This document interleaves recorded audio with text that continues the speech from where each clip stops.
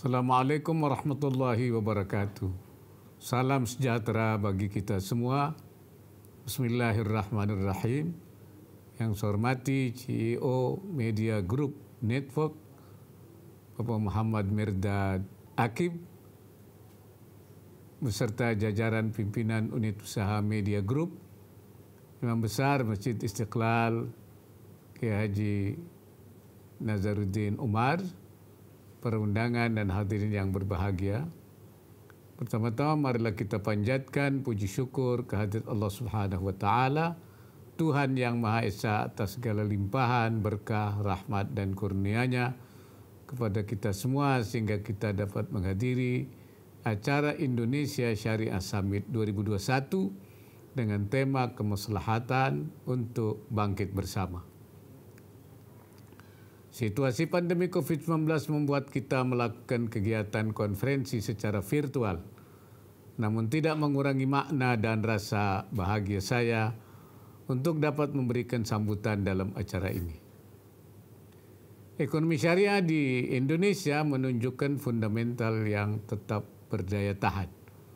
Pada semester 1 2021, sektor industri produk halal terus memberikan nilai tambah bagi perekonomian selama masa pandemi.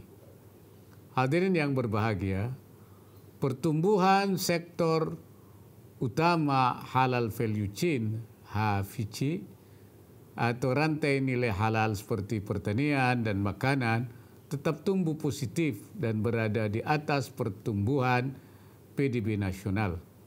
Namun demikian, sektor lain seperti pariwisata mengalami kontraksi. Bank Indonesia menyampaikan bahwa pertumbuhan sektor ini diperkuat oleh peningkatan konsumsi belanja masyarakat secara daring pada produk-produk halal yang didominasi produk fashion muslim dan kosmetik halal.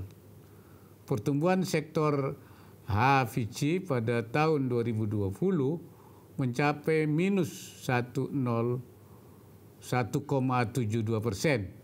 Lebih baik dibandingkan PDB Indonesia yang tumbuh minus 2,07%. Permintaan pasar atas komoditas pangan selama pandemi terus membaik, terutama aktivitas sektor usaha HVC di sektor pertanian dan makanan halal. Sebanyak 24% dari aktivitas usaha nasional ditopang oleh pasar sektor HVC.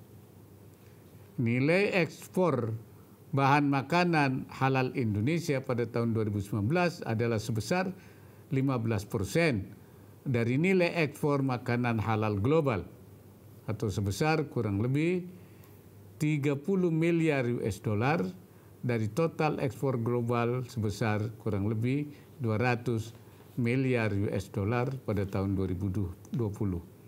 Nilai ekspor bahan makanan halal Indonesia tumbuh sebesar 17% dari nilai ekspor global atau sebesar kurang lebih 34 miliar US dollar dari total nilai ekspor global sebesar 200 miliar US dollar.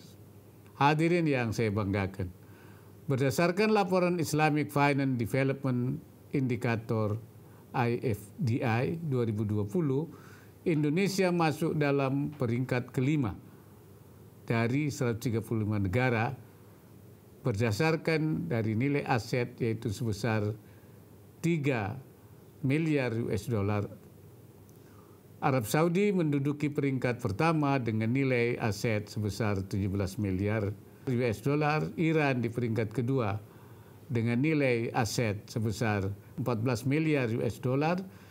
Malaysia di peringkat ketiga dengan nilai aset sebesar 10 miliar US dollar dan Uni Emirat Arab di peringkat keempat dengan nilai aset sebesar 3 miliar US dollar.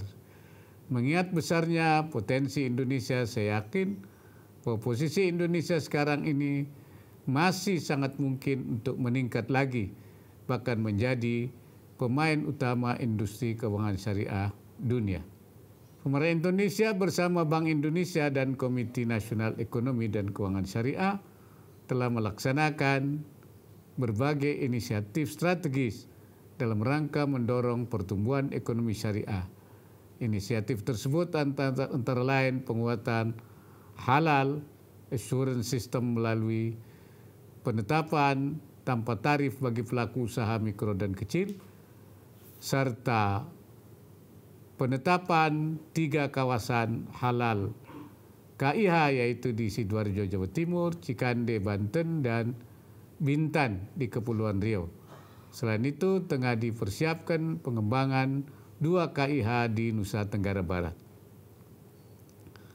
Peningkatan kapasitas pelaku usaha syariah dilakukan melalui penguatan ekosistem HVC sektor pertanian terintegrasi, halal food, serta fashion muslim, antara lain dengan implementasi smart farming berbasis kelompok pesantren, pelaksanaan program industri kreatif syariah IKRA, pelaksanaan Indonesia Industrial Muslim Exhibition